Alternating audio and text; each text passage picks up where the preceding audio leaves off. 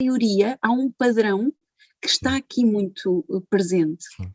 E quando o casal chega, nós não temos que lutar contra este ou contra este. Não há um inimigo, o outro não é um inimigo. Mas o inimigo aqui é o ciclo, que estamos presos, que a nossa relação está presa.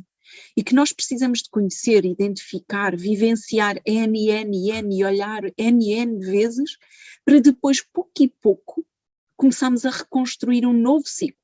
Porque eu entendo, afinal, o que é que se passa por trás desta reação. E eu entendo o que é que eu também, porque é que eu reajo desta forma? O que é que leva o outro a reagir? Ok, se calhar, quando começamos a destapar e a olhar um pouco mais profundo, não é? O outro começa, ok, eu não sabia que era isso. Ok, uau. É mesmo, quando começamos a ir cada vez mais à vulnerabilidade.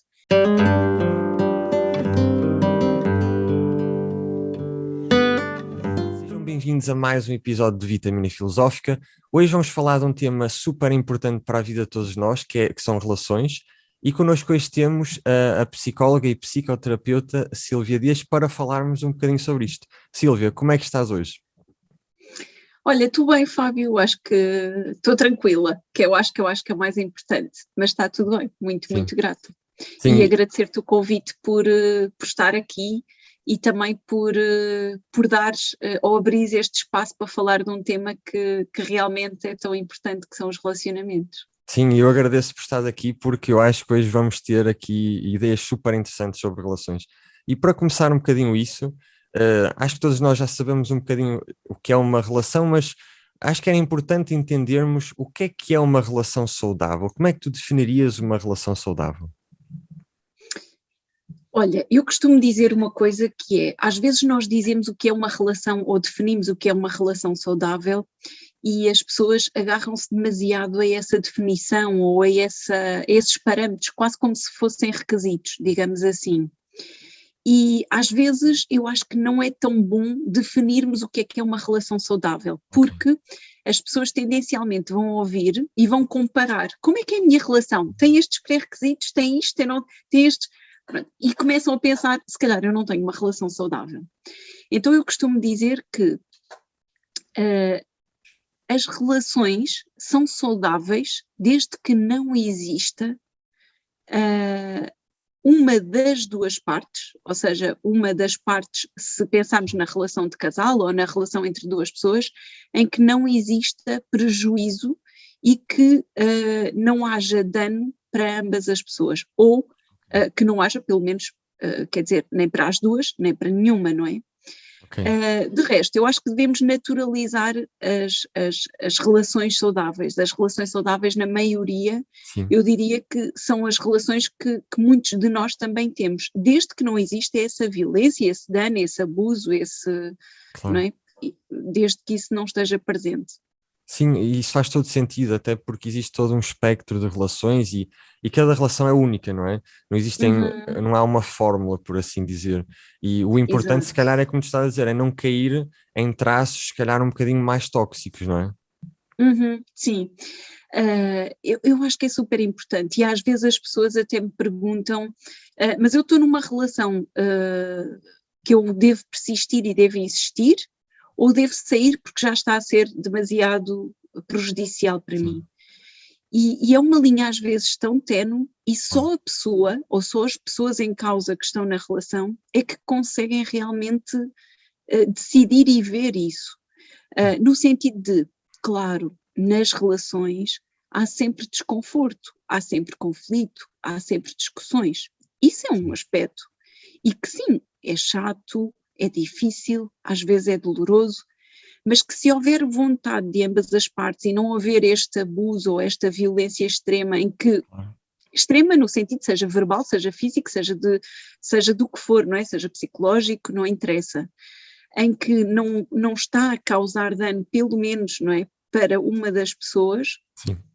Claro, é doloroso, mas pode ser trabalhado e há vontade e há amor também, que eu acho que é importante, não é? E isso é possível ser trabalhado, é possível trabalhar-se a relação, não quer dizer que não seja doloroso, claro, Mas não pode é passar este limite, que às vezes é muito ténue, não é? exatamente. De, ok, até que ponto é que não está a ser um abuso para mim? Até que ponto é que não me estou a sentir violentada? Ou até que ponto é que eu não Claro, estou a sentir isto como uma agressão, mas já aquela agressão de, eu costumo dizer, mesmo para a terapia de casal existem requisitos, digamos assim, claro, e um deles tem a ver com essa questão da violência, não é?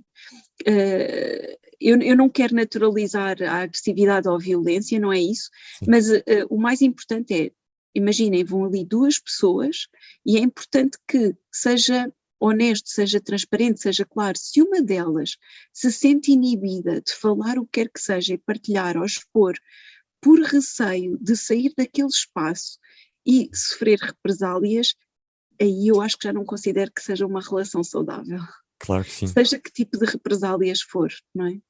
sem E dúvida, às vezes isto é ténue, às vezes nós também, é difícil passar pelo desconforto, é difícil passar pelo conflito, é difícil passar pela dor.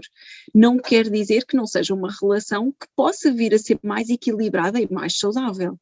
sim, Contudo, é muito ténue, não é? Eu costumo dizer que é muito ténue. Eu acredito muito nas relações e que podem ser trabalhadas, na verdade. Quando existe este amor e esta vontade e este compromisso, eu acredito mesmo. sim, Mas temos que ir vendo se as pessoas estão realmente em segurança, não é? Quando as pessoas não estão no mesmo patamar, no sentido de compromisso, e que não há segurança, ou quando uma pessoa diz que vai lá fazer terapia de casal só para ir ver, isso não é colocar uma ou outra pessoa também a vulnerabilidade dela em claro. segurança, não é? E aí é importante também olhar para isso. Não sei se respondi à questão, se calhar Não, eu falo muito.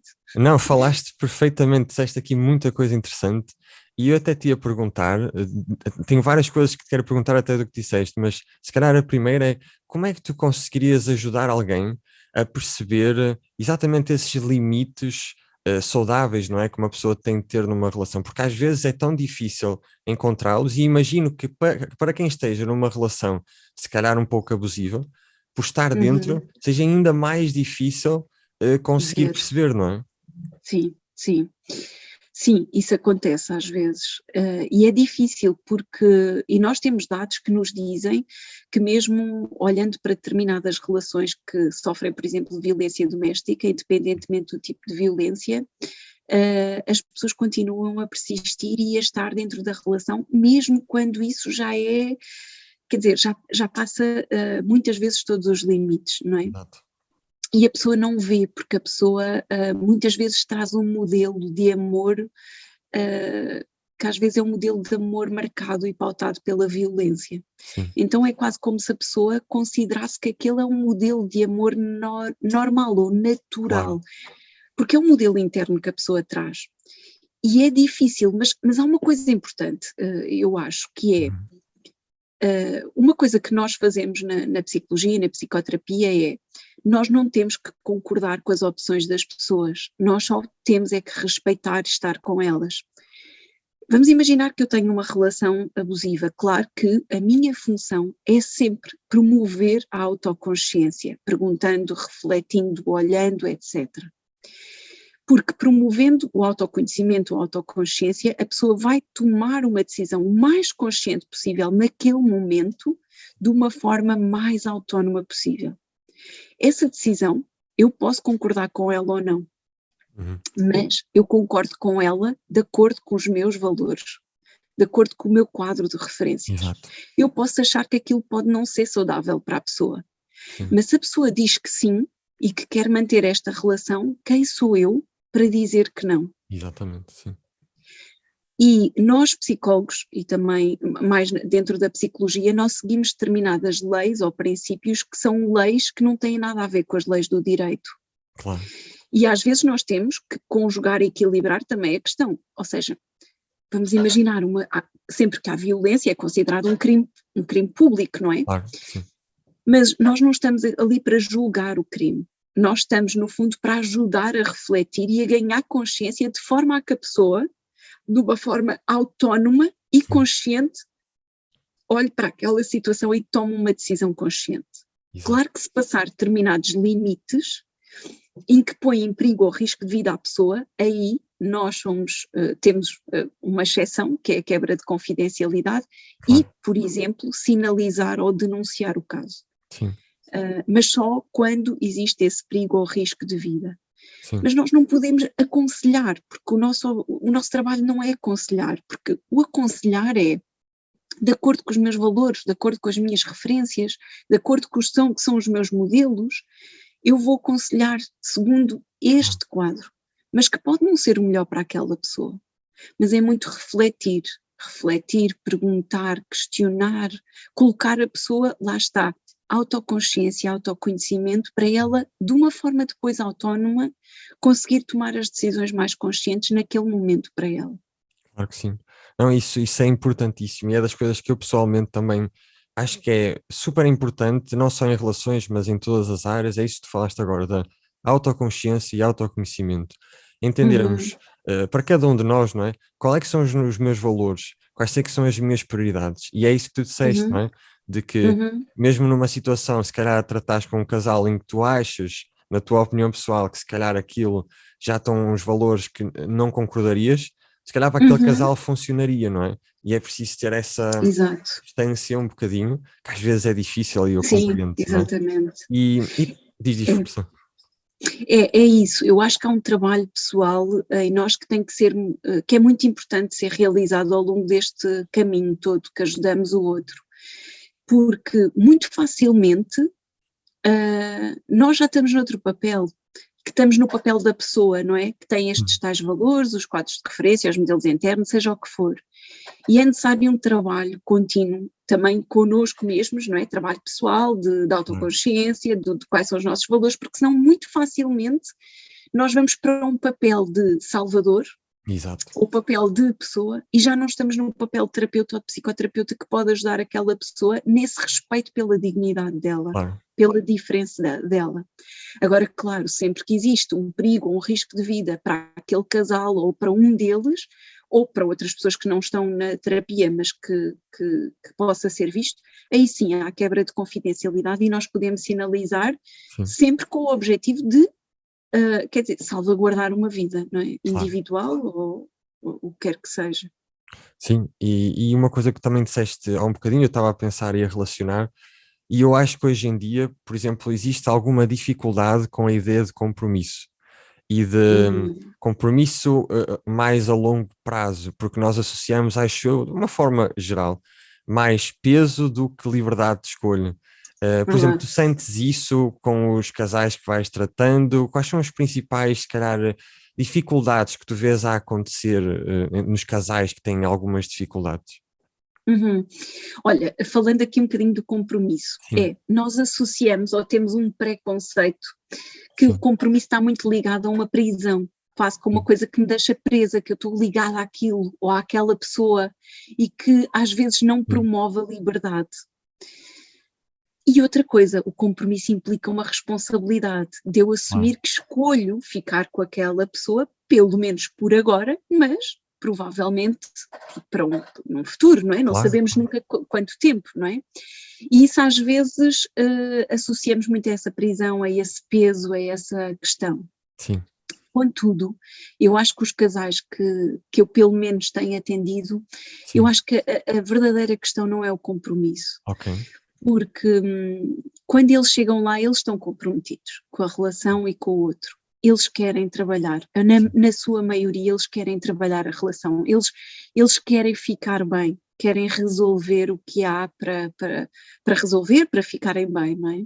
claro, Ou seja, os principais motivos têm a ver com comunicação, ok, que às vezes é muito confundido depois com questões mais emocionais. Por exemplo, uh, independentemente da pessoa, do membro do casal, dizer que, ok, eu não posso contar com esta pessoa, eu sinto-me muito sozinha ou sozinho, eu sinto que não está lá, ou então de eu nunca sou suficiente, por mais que eu faça, eu dou tudo na relação, mas eu não consigo, do outro lado há sempre uma forma, e eu acho que isto às vezes tem muitas roupagens, mas que vai dar um pouco ao mesmo, que é os casais ficam presos a determinados ciclos negativos. hum, ok, num casal existe uma pessoa mais uma pessoa e depois existe o que se passa entre estas duas pessoas. Claro. E estas duas pessoas trazem uma história de vida, trazem uma bagagem, trazem feridas, trazem memórias, trazem modelos, trazem traumas.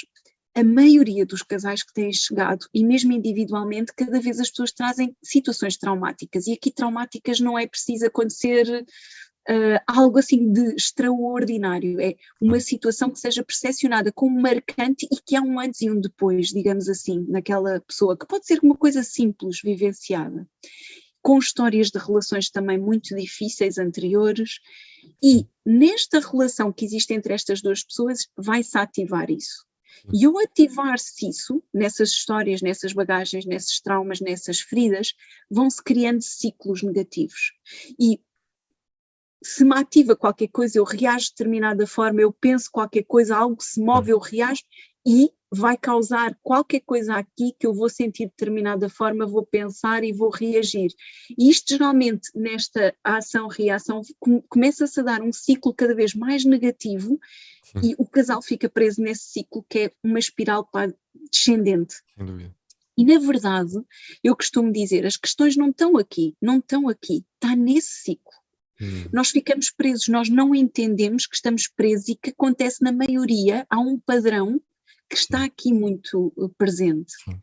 E quando o casal chega, nós não temos que lutar contra este ou contra este, não há um inimigo, o outro não é um inimigo, mas o inimigo aqui é o ciclo, que estamos presos, que a nossa relação está presa. E que nós precisamos de conhecer, identificar, vivenciar e olhar N vezes, para depois, pouco e pouco, começamos a reconstruir um novo ciclo, porque eu entendo afinal o que é que se passa por trás desta reação. E eu entendo o que é que eu também, porque é que eu reajo desta forma, o que é que leva o outro a reagir. Ok, se calhar, quando começamos a destapar e a olhar um pouco mais profundo, não é? O outro começa, ok, eu não sabia que era isso. Ok, uau. É mesmo, quando começamos a ir cada vez mais à vulnerabilidade, o casal começa a conseguir construir um novo ciclo mais positivo, pouco a pouco. Sim. Então, eu acredito que este é sim o principal motivo, se bem que traz muitas roupagens, não é? Claro. Depois feridas da relação, muito, ou seja, pode ser uma traição, ou pode ser uma questão de, às vezes uma ferida na relação não tem a ver com traição, tem a ver com, vou dar um exemplo, a partir do momento que nasceu o nosso filho, ou da nossa filha, vamos imaginar, ele ou ela não esteve nunca mais presente, houve um antes e um depois, são marcos que na própria relação, quase como se fosse um corte de confiança, há uma quebra de confiança, eu não posso contar com esta pessoa e eu estou constantemente insegura, ou estou constantemente inseguro e eu não sei lidar com isto, ou eu reajo de determinada forma e eu percebo que é este medo, é este receio, ou seja, aparecem vários motivos, várias roupagens. Mas acho que vai muito dar a este padrão que está na relação e que é preciso ser trabalhado, desconstruído para reconstruir um novo padrão. E passa muito de olharmos para estas emoções todas reativas que estão presentes neste ciclo e neste padrão negativo e irmos cada vez mais aprofundando até ir às emoções mais vulneráveis, que é o que é que despoleta, o que é que está lá por trás que me leva a... Sim. Bom, eu acho que falo imenso, Fábio. E eu quero que tu fales tudo, porque tem sido incrível. E agora estavas a falar, deste uma ideia que eu nunca tinha pensado, mas eu acho genial, que é essa que tu falaste, de que um casal, muitas vezes quando um casal está com problemas, acaba por ver o outro como o inimigo, se calhar como a causa do problema. E quando nós começamos a perceber que nem é um, nem é outro, como tu falaste, mas sim o padrão em si, que é a dificuldade, é incrível, porque deixamos de antagonizar o outro, começamos a ver o verdadeiro problema e o casal pode se unir para ir resolver esse padrão. Porque muitas vezes o padrão está lá no background, por assim dizer, não é? Na parte de trás, a fazer as suas coisas, não é? E o casal acha que não, é o outro que tem a culpa. Eu acho que só essa ideia em si já é incrível mesmo. Sim, porque nós depois vemos que às vezes nós estamos olhando para as casas ou para os lares, transformamos os lares em campos de batalha, quando na verdade esse não é o campo de batalha, o outro não é o inimigo. Nós temos é que olhar para aquilo que realmente que estamos presos aqui. Sim. Às vezes as pessoas procuram-me para trabalhar relacionamentos. E eu digo, claro, é possível, claro que sim que é possível. E claro que é sempre importante fazer um trabalho individual. Claro. Mas muitas pessoas até me perguntam, mas achas que é importante fazer individual e de casal? Ou fazer primeiro individual e depois casal? Eu costumo dizer, numa relação ou numa terapia de casal, vocês vão se trabalhar enquanto indivíduos e vão trabalhar a parte individual. Claro. Não há forma. Agora, se nós estamos numa relação e estamos a tentar trabalhar individualmente, sim, nós podemos trabalhar, mas, e vai ter algumas consequências e impacto na relação, mas não vai ser a mesma forma. Vocês não vão trabalhar realmente o que é que está no meio da relação. Vocês vão se trabalhar, não vão trabalhar o que está entre vocês. A relação não é trabalhada. Claro, trabalha-se a relação connosco e isso também cria impacto no outro, mas não é a mesma coisa. E às vezes cria-se muito esta questão de, não, mas eu acho que tenho que trabalhar eu e depois o outro trabalha o outro. Sim, pode ser, mas não vai ter o mesmo impacto, não vai resolver. Mais tarde ou mais cedo o padrão vai aparecer. Claro. Essa é uma ideia também muito importante de que eu já ouvi falar, inclusive, de que numa relação não existem dois elementos, existem três, que é os dois e a relação, que é uma entidade à parte, não é? E claro que uma relação para poder ser trabalhada, como tu disseste, tem de ser trabalhada tanto no nível individual, mas também tem de ser trabalhada a relação em si. E se calhar aí também é que entra aquilo que tu também falaste da comunicação, que eu acho que é também vital. Conseguirmos primeiro percebermos a autoconsciência, o que é que se passa dentro de nós, as nossas histórias, o que é que eu acho que se passa na relação, e também conseguir comunicar isso à outra pessoa, de uma forma que também não seja agressiva, que não seja a tentar culpar, e que seja se calhar mais no mindset de, ok, vamos resolver este padrão, como estava a falar, vamos resolver este padrão juntos, não é? No fundo, estamos juntos. Exato. Aqui, os dois. E às vezes quando o casal chega, às vezes nem sequer tem a percepção, porque têm a percepção, os elementos do casal têm a percepção que estão a fazer um caminho diferente e não comum. E quando se dão conta de, pera, nós queremos a mesma coisa, nós estamos a fazer e estamos a tentar fazer pelo mesmo, só que estamos a tentar fazer de uma forma diferente. E esta forma diferente vai criar este padrão. Isto é um ciclo. E isto vai aumentando, vai escalando, só que vai escalando no sentido de negativo. Claro. E é nisso que temos de estar unidos e olhar para. E eu acho que muda tudo. Acho que muda tudo. Eu sou suspeita, não é? Eu adoro trabalhar com casais, adoro trabalhar a relação, adoro casais, mas eu acho que muda tudo. É uma diferença enorme mesmo. E muda tudo, eu acho que não é só na relação, porque eu acho também em grande parte que a qualidade das nossas relações também em grande parte é a qualidade da nossa vida. Porque relações estão em todo lado, mesmo que não sejam relações íntimas, relações de amizade, relações familiares, profissionais, nós somos relações, não é? E quando conseguimos perceber, conseguimos lidar com relações, conseguimos melhorar as relações que temos connosco e com os outros, acabamos por melhorar tudo, não é? Sim, e mesmo durante a terapia de casal, eu tenho pessoas, elementos dentro do casal que me dizem, bem, eu dei-me conta, às vezes há sessões individuais também, e mesmo na sessão de casal a pessoa, eu não sabia, eu dei-me conta que realmente há aqui qualquer coisa que por isso é que ok, e isto também promove este autoconhecimento da pessoa, não é? E como tu dizes, e muito bem, não é? Nós somos seres de relação, o ser humano é um ser de relação. E isto vê-se desde que nascemos, não é? Sim. Um bebê quando nasce, ele pode ser nutrido, pode ter leite, pode ter alimentação, mas se ele não for tocado, até pele com pele, isto já está provado, não é? Claro. Se ele não tiver esse contacto de afeto, que é um contacto de amor, ele morre. E antigamente acreditava-se que isto só acontecia nos bebés, mas isto não acontece só nos bebés. Nós adultos precisamos destas ligações, nós precisamos destas relações, sejam de que tipo for, como tu disseste, é muito bem, não é? Claro. Nós vivemos, nós temos necessidades básicas e há uma necessidade que é muito importante, que é de amor, de nos sentirmos amados e de amar o outro. E este amor pode não ser um amor de casal, pode ser um amor de mãe e filho, de pai, de irmão, de colega de trabalho, de chefe, bom, não interessa, não é? Claro. Mas nós precisamos sentirmos esse amor, que às vezes é manifestado e expressado de diversas formas. Sim. Nós só vivemos tendo em conta isto. Claro. Não há ninguém que esteja completamente isolado do mundo, sem qualquer tipo de relação e que esteja bem com isso, ou que seja uma pessoa saudável, mesmo fisicamente. Então nós somos seres de relações, não há maneira. O ser humano precisa da ligação com o outro. Sem dúvida. E isso é muito bonito. Eu acho fantástico. Agora estavas a falar, eu lembrei-me de uma frase de Aristóteles que ele dizia que um ser humano sozinho ou é um animal selvagem ou é um deus. Uau. E eu achei essa frase incrível porque realmente um ser humano não consegue viver sem relações, não é? E voltando um bocadinho atrás de um tópico que eu acho também importante falarmos, que é relativo à infidelidade. Achas que, e mesmo nos teus casos práticos e que estudaste, achas que é possível um casal conseguir superar uma infidelidade e até se calhar no final estar mais próximo enquanto relação? Acho. Ok.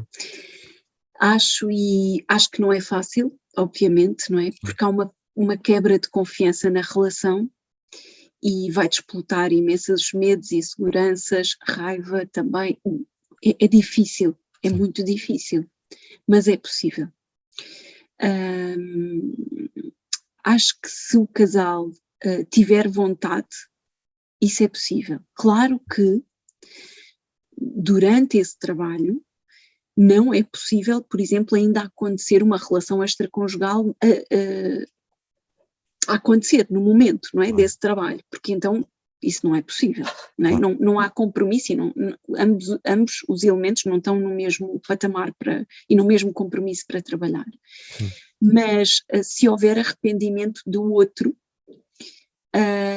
e se houver amor na relação, se houver vontade de ficar junto, é possível.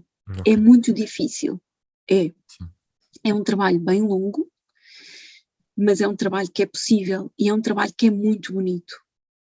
E o outro tem a possibilidade de ver também o impacto que isso tem, que teve no outro que foi traído, por exemplo, e a pessoa que foi traída também tem a possibilidade de olhar um pouco mais além. Não é entender a justificação, não é isso, mas é onde é que nós ficamos presos que abriu um espaço para entrar outra pessoa.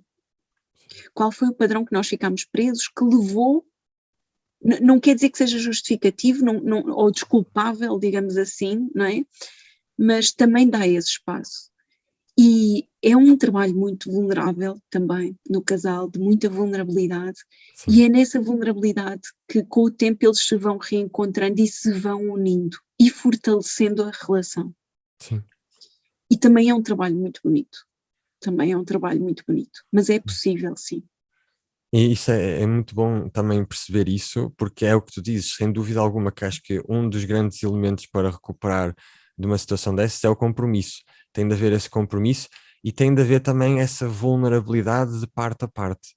Sem julgamentos, não é? De tentar perceber um ou outro, tentar perceber o que é que causou aquilo e muito amor, como tu falas. É preciso muito amor para se conseguir ultrapassar, não é?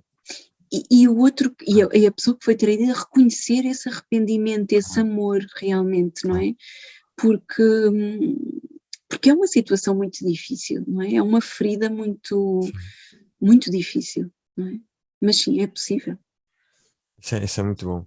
Outra coisa que eu também gostava de falar um bocadinho contigo, não sei se já leste um livro, eu sou um bocadinho mau com títulos, mas a ideia era é muito conhecido, os homens são de Marte e as mulheres são de Vênus. Sim. Eu achei isso muito interessante pelas formas de comunicação masculinas e femininas.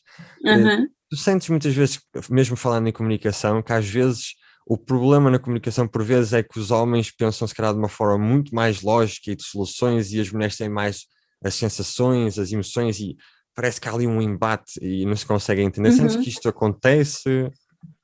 Sim, e temos que assumir que isso é real. Por mais que exista muito aquela questão da igualdade, nós somos iguais, mas temos diferenças, Claro. mesmo em termos biológicas, não é? Sim, sim, E mesmo em termos cerebrais, há diferenças.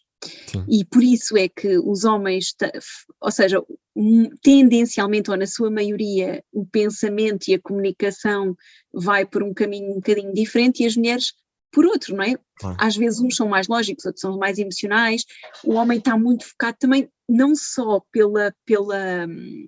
ou seja, pelo biológico e pelo fisiológico, Sim, sim, mas também pela herança que os homens trazem e a herança que as mulheres trazem, que vem de há milénios, não é? Desde que claro. existimos. Isso está cá, não é possível retirar, não é?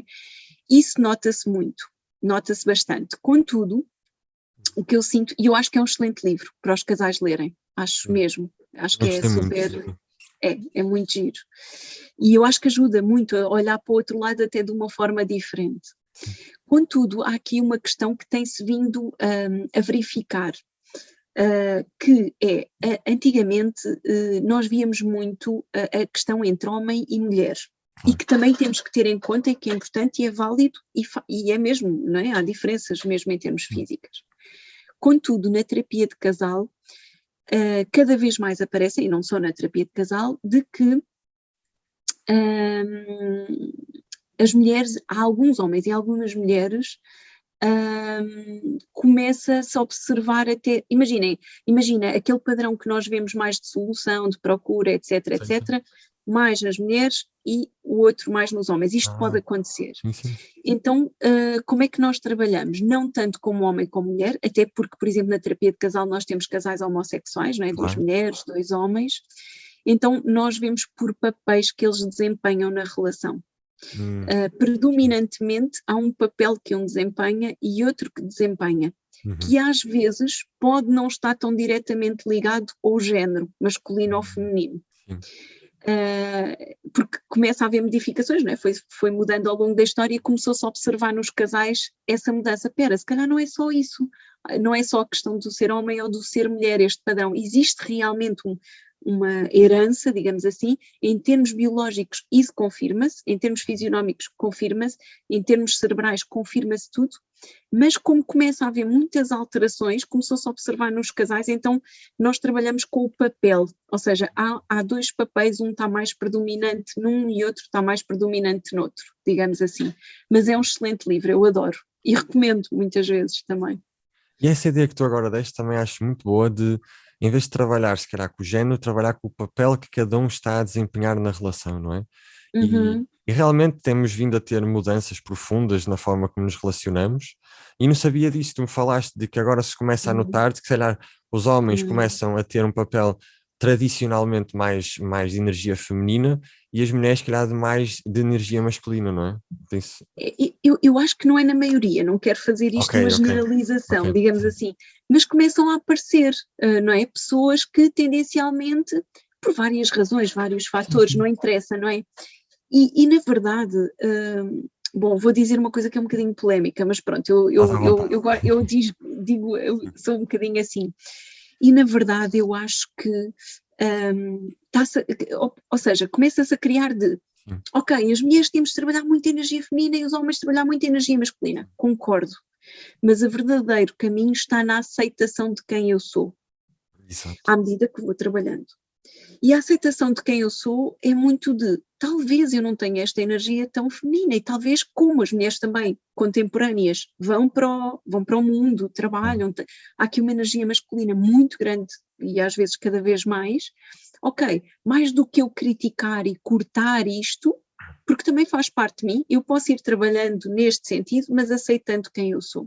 Exatamente. Sim. E é nessa aceitação, então começamos a ver, não, pera, calma, então mas eu até costumo dizer, vamos imaginar, ou seja, criando aqui um exemplo um bocado irreal ou não, mas que, ok, vamos imaginar, nós temos um homem e uma mulher, uma relação heterossexual.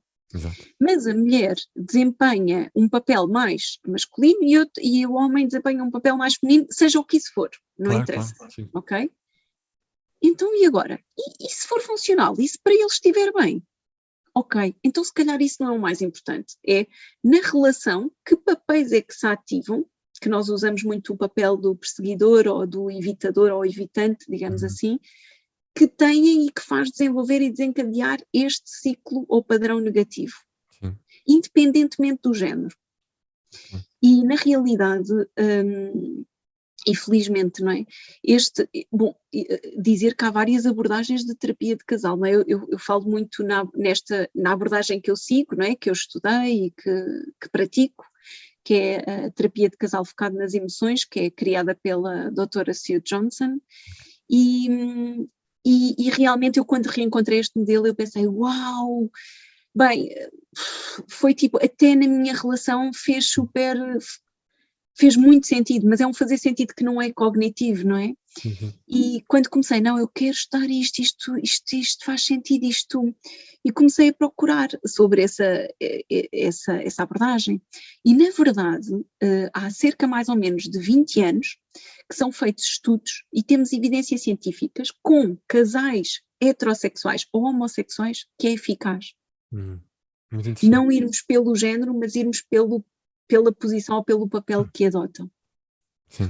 Ai, é brutal, é mesmo, é brutal e eu acho que é tirar um peso de cima das pessoas e dos casais, não é? Em vez de estarmos a dizer, não, tens de trabalhar mais isto, ou tens de trabalhar mais aquilo, claro, todos nós temos, estamos cá, não é?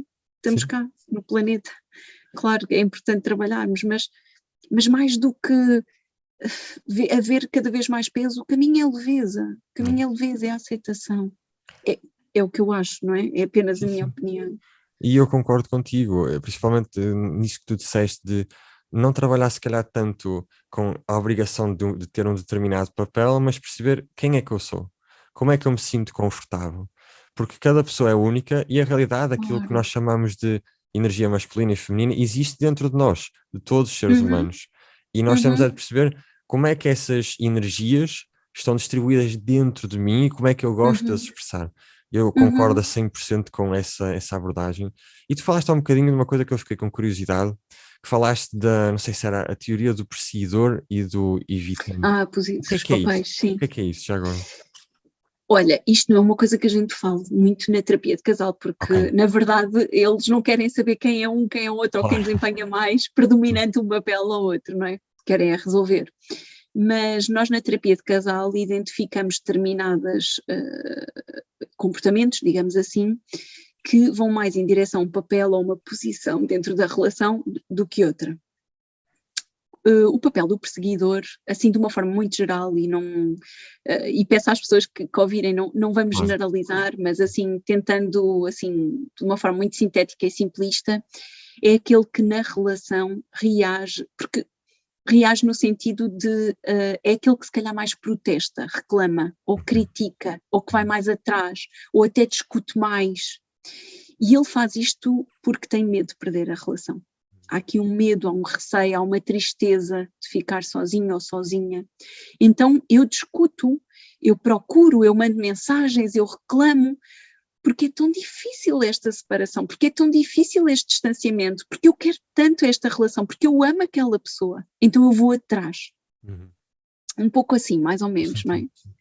Só que isto às vezes, quando temos um perseguidor ou temos uma pessoa predominantemente com este papel, porque também nós temos vários papéis e assumimos vários papéis ao longo do tempo e da relação. Muitas vezes, quando temos do outro lado uma pessoa mais evitante, isso causa-lhe ou vai-lhe tocar em determinadas questões, não é? E reações, e faz ativar reações emocionais, que leva a pessoa de, eu não aguento, isto é demais para mim. Tipo, eu não consigo dar resposta, eu não consigo lidar, eu não consigo. E como eu não consigo, isto está tão intenso, e eu como percepciono que isto é um perigo, se nós discutirmos mais, isto vai ser um perigo para a nossa relação, e nós podemos até acabar e terminar, ou pode acontecer qualquer coisa grave entre nós, então eu fecho-me, eu evito. E eu fico naquele espaço de, eu vou deixar acalmar, isto não é uma coisa consciente, ok? Claro. Eu vou deixar acalmar, e quando estiver tudo mais calmo, nós voltamos a falar, ou deixa ver se isto passa. Exato. E ele também tem o mesmo intuito, que é proteger a relação. Enquanto um vai atrás, critica, procura, porque quer proteger a relação, porque quer a ligação, porque eu quero ficar bem, porque eu quero resolver, porque eu quero solucionar, o outro diz, não, deixa-me ficar aqui tranquilo ou tranquilo, para ficar tudo bem e proteger a relação e não acontecer nada de extremo ou escalar que possa prejudicar. Sim. Só que os dois é difícil entenderem isto, não é? Porque têm posições diferentes e neste momento têm uma percepção completamente diferente. Então, aquele que adota mais esta posição de perseguidor vai pensar, não, ele desistiu, eu estou cada vez mais sozinho. E quanto mais ele se isola, mais evita, digamos assim, mais o outro se sente sozinho. E ele mais vai reclamar, e quanto mais vai reclamar, o outro mais vai evitar e vai tentar sair e vai tentar ficar calado e vai tentar. Isto gera um ciclo, quer dizer, que é quanto mais isto, quanto mais aquilo, mais...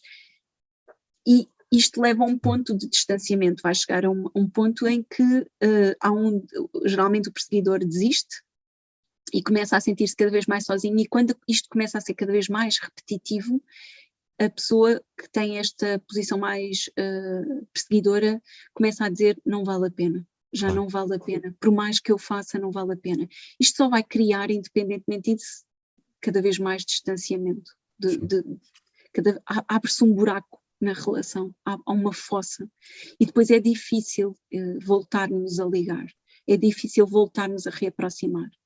Isto não quer dizer que no casal também existam os dois perseguidores ou dois evitantes. É menos comum, mas também é possível, ok? Mas bom, isto só para dar assim um exemplo das posições ou dos papéis. Sim. Isso é uma ideia incrível. Acho que só o facto de termos consciência de que isso existe, porque realmente as relações têm sempre estes dois papéis, ou quase sempre. E a minha pergunta também, de curiosidade até pessoal, como é que um perseguidor e um evitante conseguem, porque os dois querem proteger a relação de formas diferentes, conseguem entrar em harmonia de forma a que estas duas tendências não entrem em choque e consigam trabalhar em conjunto? Olha, dizer uma coisa que não disse que é importante, às vezes nós temos este ciclo, mas isto às vezes inverte, ok? Às vezes aquele perseguidor fica mais evitante, o evitante torna-se perseguidor, isto acaba por, não é? Olha, dizer uma coisa que eu acho que é importante, que é, por mais que nós expliquemos isto aos casais, que não fazemos na terapia, não vai resultar de nada, ou de muito pouco. Porquê? Uma coisa é fazer-me sentido aqui cognitivamente, isso faz sentido, ok, sim, mas no momento e na experiência eu não vivo isso dentro de mim. Então a terapia de casal é muito experiencial, ou seja, no início, quando estamos a trabalhar aqui mais na superfície antes de começarmos a aprofundar, é muito aqui, ok, às vezes nós perguntamos como é que é ouvir isso do outro? Sim, faz sentido, mas não sei bem, ok? Ainda está muito aqui. Quando nós começamos a vir para a experiência, e aqui para a experiência é levar o casal à vulnerabilidade. Ou seja, explorar um com o outro e o que é que se passa, o que é que acontece dentro de ti quando tu te afastas? Sim. Eu começo a pensar que vai acontecer, sei lá, agora vou dar exemplos né, vai acontecer qualquer coisa e vai escalar e depois não sei o quê. E quando tu começas a pensar sobre isso, quando começas a ter esses pensamentos de que vai escalar, que vai haver um perigo, que a vossa relação vai entrar em ruptura, o que é que tu sentes dentro de ti? E a pessoa pouco a pouco vai acedendo com o tempo, não é uma coisa rápida, aos seus medos. Eu tenho medo. Claro que tu tens medo. Porque é a pessoa que tu amas, tu queres proteger a relação. Claro que sim. E é neste aceder a essas relações, essas emoções mais vulneráveis, e depois, quando for seguro haver encontros entre os dois para expressar isto, eles encontram-se na vulnerabilidade e o outro descobre que afinal ele não está a desistir da relação, ele só tem um medo profundo, assim como eu tenho o meu medo, e por isso é que eu vou atrás. Exato. E quando ambos começam a ceder a essas emoções mais vulneráveis e começamos a promover os encontros, eles começam a olhar de uma forma diferente, tanto para um como para o outro, e a perceber que afinal há aqui um ciclo, mas o que está por detrás desse ciclo cativo há coisas muito mais profundas e coisas muito, muito delicadas, sensíveis. Ainda ontem, é engraçado, tive um casal, eu emociono-me imenso com os casais, fico mesmo tocada, e o casal dizia, ok, enquanto eu pergunto, como é que tu estás? Como é que está o nosso amor? Porque eu quero saber, eu preciso desta ligação. Só que quando eu faço a pergunta, eu sinto-me desvalorizada, eu não consigo responder, eu sinto-me perdido, eu não sei o que fazer. E eu, na verdade, eu preciso desse amor, mas eu preciso de uma muleta para começar a entrar nesse amor, porque é tão difícil, eu nunca tive habituada a lidar com essas emoções assim de uma forma tão diretiva. Mas na verdade eu afasto e eu fico a pensar, não é? Eu preciso deste amor, eu não tenho este amor, eu quero proteger este amor. O que é que eu vou dizer? Eu sinto-me perdido, porque ambos procuram esse amor, ambos procuram esse espaço de união, de estarem juntos no mesmo sítio, no mesmo barco, a remar para o mesmo sítio. Claro. Mas a forma como é expressada, depois dependendo das histórias de cada um, dependendo de muitas coisas, não é? É diferente. E quando começamos a olhar, e a pessoa diz, eu afasto-me, eu fico à beira de um abismo, é um passo para a depressão. Eu não me reconheço nem individualmente. E o outro diz, eu não sabia. Eu pensava que só tu te afastavas, não é? Que tu não querias saber, que tu te desligavas. São processos tão bonitos. Sem dúvida. Mas é muito experiencial, pronto, isto voltando se calhar à tua pergunta, desculpa, não, é muito experiencial e não passa pelo cognitivo, a mudança não se dá em termos cognitivos, dá-se na experiência, na vivência. Sem dúvida, e isso que tu contaste é mesmo incrível. Estavas a falar disso e eu estava-me a lembrar, isto tem muito a ver com o poder da vulnerabilidade, não é? E lembrou-me muito, não sei se também já leste, que é um livro que acho que se chama Coragem de Ser Imperfeito, da Brené Brown. Da Brené Brown, sim. E eu acho incrível o exemplo que ela também dá da vulnerabilidade, porque é na vulnerabilidade que realmente nós conseguimos fazer as maiores mudanças. Porque é nesse momento que chegamos às raízes do que está a acontecer. Até lá nós todos temos as nossas máscaras a proteger-nos, mas enquanto nós tentamos mudar apenas o nível das máscaras, não mudamos a raiz e então vai voltar a aparecer. E isso é fantástico. É muito difícil, porque cá está, é a vulnerabilidade total, mas só quando temos essa coragem de sermos vulneráveis, é que realmente depois podemos fazer mudanças. Estamos a falar em relações, mas eu acho que isto é em tudo que é mudança, como tu falaste, não é? Essa metáfora das raízes é espetacular, porque essa vulnerabilidade vai mesmo a essas raízes, vai ao humus, à terra, à humildade. E às vezes nós vamos, mesmo na relação de casal, não, eu já sei, ele vai dizer, ou ela vai dizer, ou o que for, ok. Experimenta olhar como se fosse a primeira vez, vai à humildade, que tu não sabes nada sobre o outro e sabemos muito pouco sobre nós às vezes. Sem dúvida. E é nessas raízes, nessa humildade e nessa vulnerabilidade em que eu depois me mostro também como eu sou e vejo o outro como eu sou, que na verdade somos o mesmo. Acontece qualquer coisa aí.